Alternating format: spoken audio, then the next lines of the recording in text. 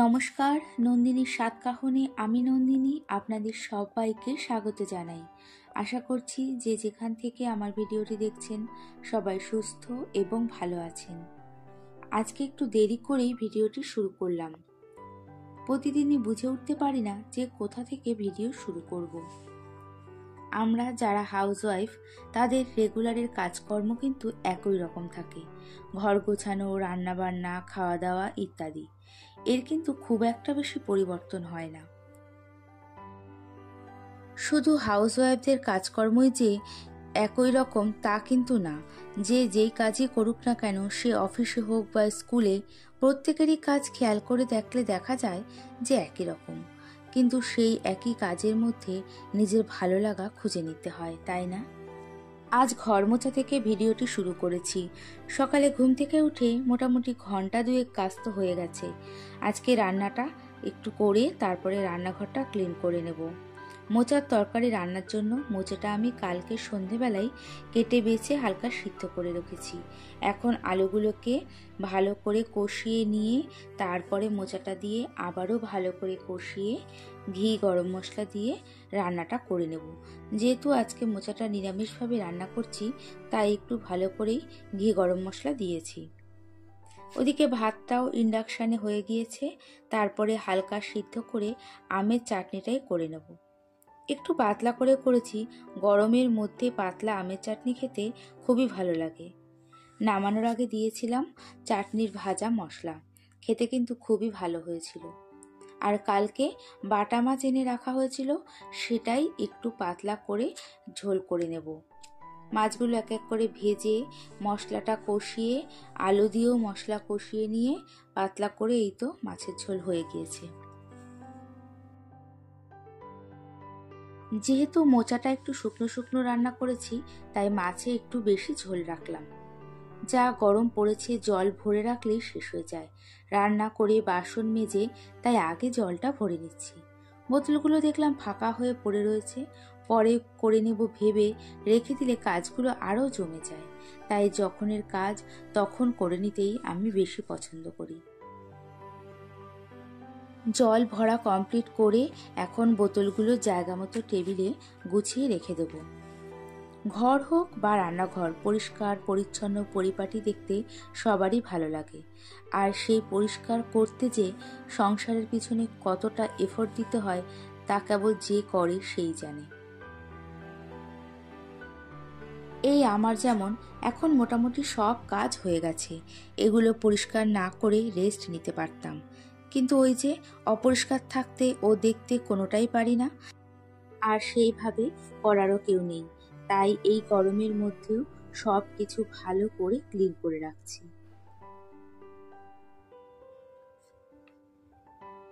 Gas ওভেনটা Bhim liquid আর Scotch-Brite দিয়ে ভালো করে মেজে নিয়েছি। তারপরে আবার বারবার ভীম লিকুইড আর স্কচব্রাইট দিয়ে টাইলসগুলোকে ভালো করে ঘষে ঘষে পরিষ্কার করে নিচ্ছি। তারপরে ওয়াইপ দিয়ে ভালো করে মুছে নেব।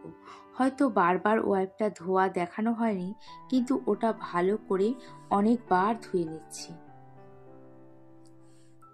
আমার মতো হাউসওয়াইফরা যারা অপরিষ্কার থাকতে একদমই পছন্দ করি না বা থাকতে পারি না, তারা রোজই কিছু না কিছু কাজ ঠিক বের করে করতে শুরু করে দিই।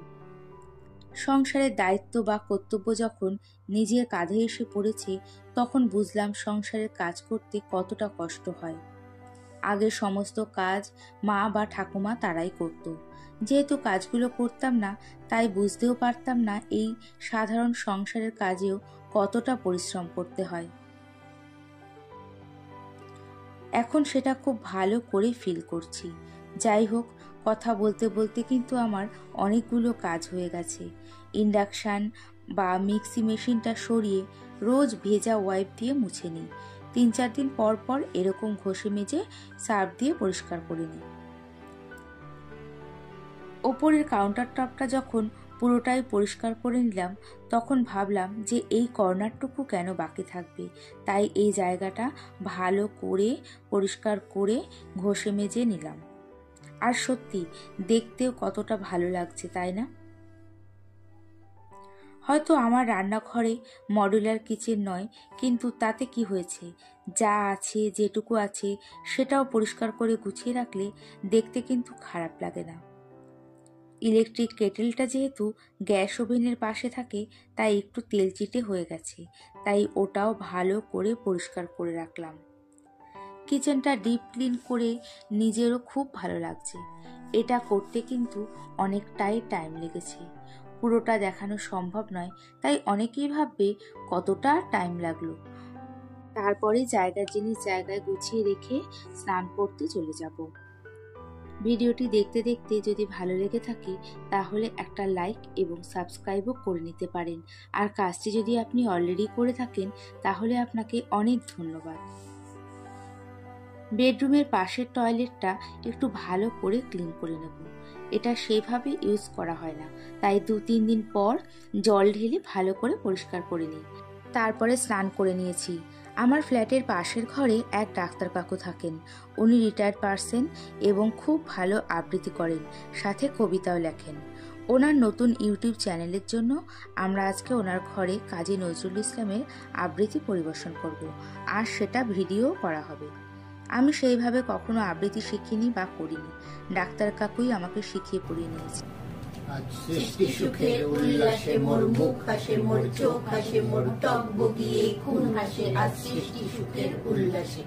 আজকে আমার রুদ্ধ প্রাণের পল্ললে বান্ডেকে ওই জাগলো জোয়ার, দুয়ার ভাঙা কল্লোলে। সৃষ্টি সুখের উল্লাসে, আজ সৃষ্টি সুখের উল্লাসে। আজ হাসলো আগুন শসলো ফাগুন, মদন মারে খুন মাখাতুন, পলাশ অশোক শিমুল খায়েল, পাগ লাগে ওই দিগবাসে গো দিগবালিকার পিতবাসে। সুখের উল্লাসে আজ জাগলো সাগর, হাসলো মরু, কাঁপলো ভূধর কানন তরু, বিশ্ব ডুবান আসলো তুফান, উছলে উজান ভৈরবীদের গান ভাসে। দুটো আবৃত্তি করেছিলাম, কিন্তু এখানে একটা আবৃত্তি কেটে কেটে এই ভিডিওর মধ্যে রেখে দিলাম। আবৃত্তি করা কমপ্লিট করে বিকেল 5টার সময় ঘরে এসে চাটাই বসিয়ে দিয়েছি। ডাক্তার কাকু বলেছিলেন চা খাওয়ার কথা, কিন্তু খাইনি। উনি বয়স্ক মানুষ, আবার চা করবেন? এদিকে দুধ চা আর অন্যদিকে হাজবেন্ডের জন্য লিকার চা বসিয়ে দিয়েছি। লিকার চায় অল্প একটু আদাও দিয়েছি। হাজবেন্ড দুধ চা খেতে খুব একটা বেশি পছন্দ করে না, আর আমি বেশি করে দুধ দিয়ে কড়া করে দুধ চা খেতেই বেশি পছন্দ করি। এদিকে দেখলাম বিস্কুটের কৌটোতে বিস্কুট শেষ হয়ে গেছে, তাই বিস্কুটের প্যাকেটটা ভেঙে বিস্কুটটাই ঢেলে নিলাম। এই বিস্কুটটা মেয়ে খুব ভালোবাসে, চায়ের সাথে 4-5টা খেয়ে নেয়। 3 কাপ চা করে নিয়েছিলাম আমি, আমার মেয়ে আর আমার এক বান্ধবী। লিকার চাটা আগে ছেঁকে নিয়ে দুটো বিস্কুট দিয়ে হাজবেন্ডকে ঘরে দিয়ে আসবো। যেহেতু দুধ চা খেতে বেশি পছন্দ করি, তাই চা ফোটার গন্ধ বেরোলেই মনটা কিরকম যেন চনমনে হয়ে যায়। তারপরে এই তো চা হয়ে গেছে। 3 কাপ চা ছেঁকে নিয়ে আমি, আমার বান্ধবী আর মেয়ে খেয়ে নেব। যেহেতু ক্যামেরা অন করা রয়েছে, তাই মেয়ে এখানে বসে আর চা খাবে না, তাই ওকে চাটা অন্য একটা প্লেটে দিয়ে দিলাম। ও ঘরে বসে চা বিস্কুট খেয়ে নেবে। সাথে আমরা দুজনে বসে চা খেতে খেতে গল্প করে নিচ্ছিলাম যে আবৃত্তি কিরকম হয়েছে। আমি তো প্রথমবার এবার আবৃত্তি করলাম, নিশ্চয়ই খুব একটা ভালো হয়নি, সেই গল্পই করছিলাম। চা খেয়ে গিয়েছিলাম হাজবেন্ডের সাথে একটু কেনাকাটা করতে। রাস্তা দিয়ে যেতে যেতে একটু ভিডিও করেছিলাম, তারপরে আর সেইভাবে ভিডিও করা হয়নি। বাড়িতে বসে তো আর সেইভাবে বুঝতে পারিনি। রাস্তায় বেরিয়ে দেখছি তখনও খুব গরম এবং তখনও রোদ রয়েছে।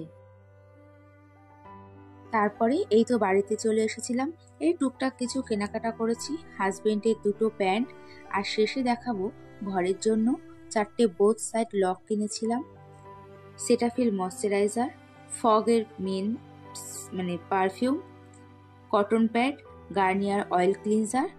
দেখাতে দেখাতে মাঝখানে বোন ফোন করেছিল, তার সাথে একটু ফোনে কথা বলে নিয়েছি। আর কিনেছিলাম Cetaphil face wash, sweetheart perfume, আর রান্নাঘরের জন্য দুটো ঝুড়িও কিনেছিলাম। এগুলো দেখাতে দেখাতে আজকে ভিডিওটি এখানে শেষ করছি। আবারও দেখা হচ্ছে। এতক্ষণ আমার সঙ্গে থাকার জন্য অনেক ধন্যবাদ।